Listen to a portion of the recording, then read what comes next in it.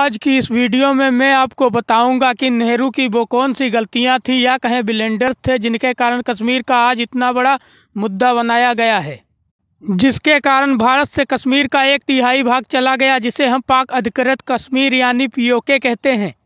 पहली गलती, कश्मीर में सेना को देर से भेजना। कश्मीर पर हमला 22 अक्टूबर 1947 को ही शुरू हो गया था और कश्मीर में लगभग 200 से 300 ट्रक घुस गए थे, जिसमें लगभग 5000 से अधिक कबायली भरे पड़े थे।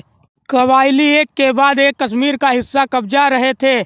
कबायली श्रीनगर तक पहुंच चुके थे। तब जाकर राजा हरि सिंह द्वारा कश्मीर का विलय 26 अक्टूबर 1947 को हुआ और हमारी सेना 27 अक्टूबर को श्रीनगर के लिए रवाना हुई, जिस कारण से आधा कश्मीर तो कबायली पहले ही कब्जा चुके थे। सेना को देर से भेजना नेहरू की सबसे बड़ी गलती थी। नंबर 2, कश्मीर का मुद्दा यूएन ले जाना। मैं इसे क्यों ब्लेंडर कह रहा हूँ अभी बताता हूँ। नेहरू कश्मीर का मामला यूनाइटेड नेशन लेकर तभी चले गए थे जब हमारी सेना काउंटर अटैक कर रही थी।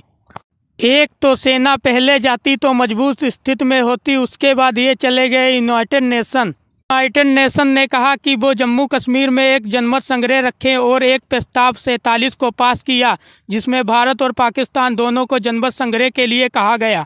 इससे फायदा पाकिस्तान को ही हुआ, क्योंकि कबायलियों ने जितनी जमीन कब्जा ली थी, जिसे पीओके कहते हैं, उसे खाली कराए बिना ही नेहरू ने सीज फायर पर सहमति दे दी।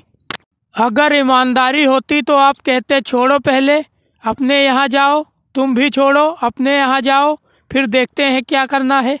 पाकिस्तान के लोग जहाँ थे वो कबायली, वहीं से सीज फायर हो गया। वो खुश कि इतना तो हम कब्जाए बैठे हैं। और नेहरू जी यूनाइटेड नेशन चले गए, वो भी कब? जब हमारी सेना लड़ रही थी। अपनी सेना पर भरोसा नहीं था क्या कि रोकिए इनको, वो भी कबायलियों के मुकाबले में? क्या इतनी कमजोर थी हमारी फौज? कश्मीर के मुद्दे को यूनाइटेड नेशन ले जाना नेहरू की सबसे बड़ी भूल थी और इस बात को नेहरू खुद भी मानते हैं। जरूरत क्या थी? अब है तीसरा ब्लेंडर। अब तीसरा ब्लेंडर क्या किया नेहरू जी ने कि आप यूएन तो चले गए, चलिए ठीक है, सीज फायर पर सहमत हो गए। अरे भाई, आप सीज फायर पर कैसे सहमत हो गए जब वो आपके एरिया में घुसे थे? 27 अक्टूबर 1947 को भारतीय सेना कश्मीर में पहुंची और लड़ाई शुरू हुई। 8 नवंबर को भारतीय सेना श्रीनगर पर, 9 नवंबर को बारामूला पर और 13 नवंबर को उरी को अपने कब्जे में ले लिया था। इतना नहीं, और सुनिए, 25 नवंबर को भारतीय सेना कोटरी और झांगर के इलाकों में पहुंच गई थी, जो अब पाकिस्तान के कब्जे वाले कश्मीर में है। मतलब भारतीय सेना पीओके में घुस गई थी। 15 से 20 दिन के अंदर भारतीय सेना ने पूरी बाजी पलट दी थी। भारतीय सेना जिस तेजी से पाकिस्तानी कबायलियों को रगड़ रही थी, तो ऐसा लग रहा था कि पूरा कश्मीर भारत के हिस्से में आ जाएगा।